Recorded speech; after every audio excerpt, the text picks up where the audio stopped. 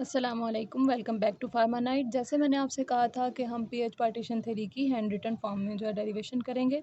तो let's start our topic. PH partition theory क्या है? कहता है कि ये इंटर रिलेशनशिप है बिटवीन पीएच, पीकेए और लिपिड सॉल्युबिलिटी। यानी ये जो तीन चीज़ें हैं कौन कौन सी, हमारा जो ये पीएच है, हमारे पीकेए और लिपिड सॉल्युबिलिटी है, इनके दरमियान जो इंटर रिलेशनशिप है ये हमें पीएच पार्टीशन थ्योरी से पता चलता है। कुछ अजम्पशंस दी हुई हैं उसने। जैसे पहली अजम्पशन है ड्रग जो है वो पैसिव डिफ्यूजन फॉर्म में अब्जॉर्ब हो रही है। Second one is un-ionised form में अब्जॉर्ब होगी और third one is sufficiently lipid soluble होनी चाहिए, फिर ही वो अब्जॉर्ब होगी। अब ये जो तीन पॉइंट्स हैं ना, इनको उसने मुख्तलिफ रंगों में मतलब एक्सप्लेन किया हुआ है आगे कि ये पैसिव डिफ्यूजन है। पैसिव डिफ्यूजन कब होगा? जब वो आयनाइज्ड फॉर्म में होगी। और अनआयनाइज्ड फॉर्म में जो ड्रग होती है वो उस टाइम लिपिड सोलुबल ज़्यादा होती है, और जो लिपिड सोलुबल ड्रग है वो ही अब्जॉर्ब होती है। क्यों? क्योंकि हमारी सेल मेम्ब्रेन जो है वो लिपिड इन नेचर है, फॉस्फोलिपिड्स के मिलकर बने होते हैं। ठीक है। और एक्सप्लेनेशन में भी यही चीज़ उसने बताई हुई है। एक्सप्लेनेशन में क्या कह रहा है? ड्रग्स जो हैं, जो लिपिड सोलुबल होते हैं, वो इजीली ट्रैवर्स कर सकते हैं, मोर इजीली सेल मेम्ब्रेन के अंदर एंटर हो सकते हैं as compare to water soluble drugs. ठीक है, वही चीज़ आ गई ना, जितनी लिपिड सोलुबल होगी उतना उसके लिए आसानी होगी कि वो हमारे सेल मेम्ब्रेन में एंटर हो सके। तो यही वो कह रहा है कि ड्रग्स जो ज़्यादा लिपिड सोलुबल हैं वो उतनी आसानी से हमारे सेल मेम्ब्रेन में एंटर हो सकती हैं। और फिर जो ड्रग की एक्सटेंट ऑफ आयोनाइजेशन होता है ना, यानी जिस हिसाब से वो ज़्यादा आयोनाइज फॉर्म में होगी उतनी उसको मुश्किल होगी, क्योंकि ड्रग जितनी आयोनाइज होती है उसके ऊपर चार्ज होता है, और जो चार्ज वाली ड्रग है उसके लिए जो है एब्जॉर्प्शन मुश्किल हो जाती है। और आगे भी उसने यही बताया हुआ है कि अनआयनाइज स्पीशीज़ जो हैं वो ज़्यादा लिपिड सोलुबल होती हैं, वही वाली बात है। ठीक है। और इसी तरह से काफ़ी फैक्टर्स हैं जो ड्रग की जो उसको एक्सटेंट ऑफ आयनाइजेशन को इफेक्ट करते हैं। और पीएच पार्टीशन थ्योरी के दो पार्ट्स हैं। एक हमारे पास जो है वो वीक एसिडिक ड्रग्स के लिए है, और एक हमारे पास जो है वो वीकली बेसिक ड्रग्स के लिए है। पहले हम देख लेते हैं वीक एसिडिक ड्रग्स के लिए। ठीक है, तो उसने हमें इक्वेशन दी हुई है। Let me right it first. pH minus pKa is equal to log alpha divided by 1 minus alpha. अब इसमें हमने बात की थी कि जो अल्फ़ा है हमारे पास, ये फ्रैक्शन ऑफ आयोनाइज्ड स्पीशी है। ठीक है, ये हमारे पास क्या है? ये हमारे पास है फ्रैक्शन ऑफ आयोनाइज्ड स्पीशीज़। ठीक है, और ये हमारे पास जो है फ्रैक्शन ऑफ अनआयोनाइज्ड स्पीशी है। ठीक है, यानी अगर हम एसिड की बात करें तो एसिड जितना इस टाइम आयोनाइज फॉर्म में यानी आइंस में कन्वर्ट हुआ हुआ है वो हमारे पास अल्फा है, और जो हमारे पास अनआयोनाइज फॉर्म में है वो हमारे पास 1 माइनस अल्फा है। अब ये वाली फॉर्म जो है इक्वेशन की, इसको आपने याद रख लिया तो इसका मतलब आगे नेक्स्ट सारी फॉर्म्स आपको पता चल जाएंगी। जैसे ये लॉग है, यहाँ पे दूसरी साइड पे जाएगा तो ये क्या बन जाएगा? Anti log. ठीक है, तो उस केस में आप इसको किस तरह से लिखेंगे? Alpha divided by 1 minus alpha is equal to anti log P H minus P K A, pH minus pKa. ठीक है, अब एंटी लॉग को हम 10 की पावर में भी लिख सकते हैं, यानी अगर हम इसी इक्वेशन को लिखें 1 minus alpha is equal to 10 की पावर पीएच माइनस पीकेए, तो ये सेम टू सेम ये दोनों इक्वेशंस एक जैसी हैं। ये हम एंटी लॉग को 10 की पावर में लिख सकते हैं। जो लोग मैथ से कनेक्टेड रहे हैं उनको इस चीज़ का आइडिया होगा। एग्जांपल मैं आपको देती चलूँ, जैसे कि अगर हमारे पास हो ना एंटी लॉग ज़ीरो अगर हो ना, ज़ीरो, तो इसका आंसर होता है 1। ठीक है, यानी अगर हमने 1 की पावर 0 लिखा हो तो इस तरह से आप कह सकते हैं, या 10 की पावर 0, 10 की पावर में हम इसको करते हैं ना, तो 10 की पावर 0 अगर हम लिखें ना एंटी लॉग 1, तो उसका आंसर आएगा आपके पास 10। ठीक है, यानी 10 की पावर अगर 1 होगी तो उसका आंसर 10 आएगा। इसी तरह से आप लिखेंगे ना एंटी लॉग 2, इसका मतलब है 10 की पावर 2। ठीक है, यानी आप 100 लिख सकते हो।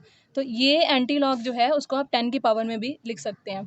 तो ये नहीं कि ये दोनों इक्वेशन सेम टू सेम है, आपको ये दोनों मतलब घबराने की ज़रूरत नहीं है। ये चीज़ आप याद रख लें कि एंटी लॉग का मतलब है कि 10 की पावर में, तो इसलिए ये दोनों इक्वेशंस आप लिख सकते हैं।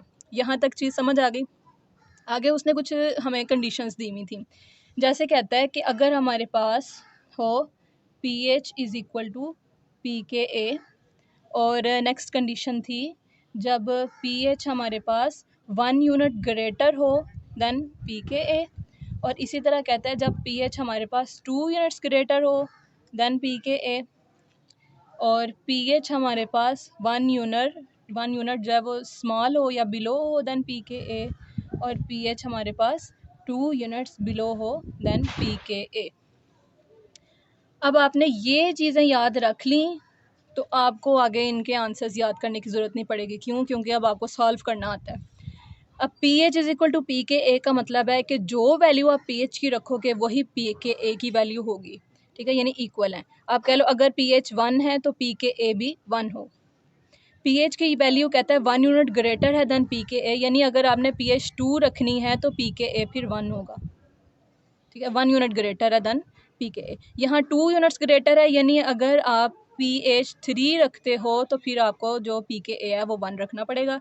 और इसी तरह यहाँ पे pH जो है 1 यूनिट स्मॉलर है, यानी pKa 2 हो तो फिर ये 1 होगा, और pH यहाँ पे अगर 1 हो तो फिर ये 3 होगा। ठीक हो गया। ये आपने कंसेप्ट याद कर लेना है। अब हमने क्या करना है, सिंपल इनको अपनी इक्वेशंस के अंदर लगाना है और आंसर ले लेना है। जैसे अगर हम ये वाली इक्वेशन लें, क्योंकि इससे हमें समझ अच्छी तरीके से आ जाएगी, हम लिख लें alpha divided by 1 minus alpha is equal to antilog pH minus pKa। ठीक है, अब उसने कहा है इक्वल है, यानी अगर ये 1 है तो ये भी 1 है, इनको माइनस करो तो आंसर क्या आएगा 0। और एंटीलॉग 0 लेके देख लो अपने कैलकुलेटर पे, ठीक है, ये आप पास अपने कैलकुलेटर रख लें, ठीक है, आप ऑन करें शिफ्ट लॉग यानी एंटी लॉग। अब देखें शिफ्ट एंटी लॉग लेंगे तो एंटी लॉग का जो सिंबल है वो 10 की पावर में आएगा। तो आपने ये चीज़ याद रख लेनी है कि एंटी लॉग का मतलब है कि वो चीज़ जो है वो 10 की पावर में चली जाती है। एंटी लॉग हमने लेना 0 का, तो आंसर क्या आया हमारे पास 1, ठीक है, यानी यहाँ पे ये पूरी वैल्यू बन गई 1। अब ये यहाँ पे डिवाइड हो रहा है, यहाँ जाके मल्टीप्लाई हो जाएगा, तो क्या आएगा हमारे पास alpha is equal to 1 minus alpha, यानी हमारे पास जितनी ड्रग जो है वो आयोनाइज फॉर्म में है, अल्फा आयोनाइज फॉर्म थी, उतनी ही ड्रग अनआयोनाइज फॉर्म में है। यानी उसने लिखा हुआ है हमारे इधर बुक के ऊपर कि 50% ड्रग आयोनाइज फॉर्म में है और 50% ड्रग अनआयोनाइज फॉर्म में है, और 50% को आप जो है वो 0.5 लिख लो, ठीक है, कि 0.5 हमारे पास जो ड्रग है 50% में है, तो आप सिंपल उसे कन्वर्ट कर लो कि 0.5 जो हमारे पास अल्फ़ा है वो 0.5 है, और 0.5 ही आपके पास 1 माइनस अल्फ़ा होगा। ठीक है, इजी था ना। बस ये कि आपने जो है वो एक चीज़ याद रख ली कि एंटी लॉग किस तरह से लेना है, और दूसरा कि ये कंडीशंस अगर हैं तो इनका मतलब क्या है। इसी तरह से आप अगर ले लो कि pH जो है वो 1 यूनिट लार्जर है देन pKa, ठीक है, तो आप क्या लिखोगे, यहाँ पे एंटी लॉग आ जाएगा 1 के 2 माइनस 1 किया तो 1 आ जाएगा। एंटी लॉग 1 क्या होता है 10, ठीक है 10, यानी कि इधर आ जाएगा आपका alpha is equal to 1 minus alpha multiply by 10, ठीक है। और अब इसको खोलें, 10 1 के साथ गया तो सिर्फ 10 आ जाएगा, माइनस अब ये क्या हमारा बन गया 10 अल्फ़ा, ठीक है, अल्फ़ा। अब ऐसा करें आप कि ये जो माइनस 10 अल्फ़ा है इसको दूसरी साइड पे लेके जाएंगे तो प्लस अल्फ़ा आ जाएगा, ठीक है, alpha plus 10 alpha is equal to 10, ठीक है। अब ये 1 अल्फ़ा और 10 अल्फ़ा दोनों जो है वो 11 अल्फ़ा हो गए इज़ इक्वल टू 10। अब आप अल्फ़ा इधर ही रहने दें, 10 डिवाइडेड बाय 11, ठीक है, now have it 10 divided by 11, answer आ गया आपके पास 0.9, ठीक है, 0.9, 0.9090 इस तरह से करके आ जाता है, 0.9 लिख सकते हैं। यानी हमारे पास जो फ्रैक्शन ऑफ आयोनाइज्ड फॉर्म है ड्रग की वो कितनी आई है 0.9 आई है हमारे पास। इसको हम 90% भी लिख सकते हैं, और बिल्कुल यही लिखा हुआ है उसने कि when pH is 1 unit greater than pKa, तो उस टाइम हमारी जो ड्रग है वो 90% आयोनाइज फॉर्म में होगी।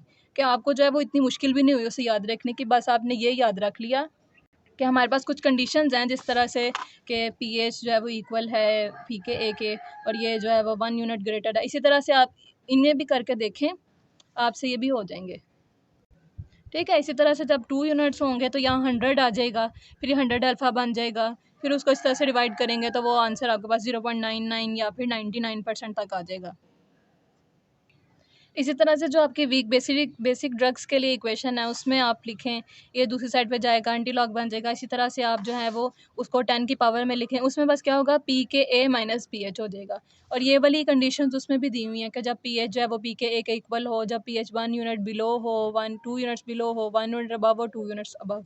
ठीक है, बिल्कुल इसी तरह से उसमें भी दिए हुए हैं। आप उन्हें भी इसी तरह से डिराइव करके पेपर में लिख सकते हैं। अगर आपको भूल जाए कि इसकी वैल्यू क्या थी, तो आपको ये मतलब तरीका आता हो कि आप इसके मुताबिक जो है उसको हल करने वाले बने। ठीक है, उम्मीद है आपको समझ आ गई होगी। अपना बहुत ज़्यादा ख्याल रखें। अल्लाह हाफ़िज़।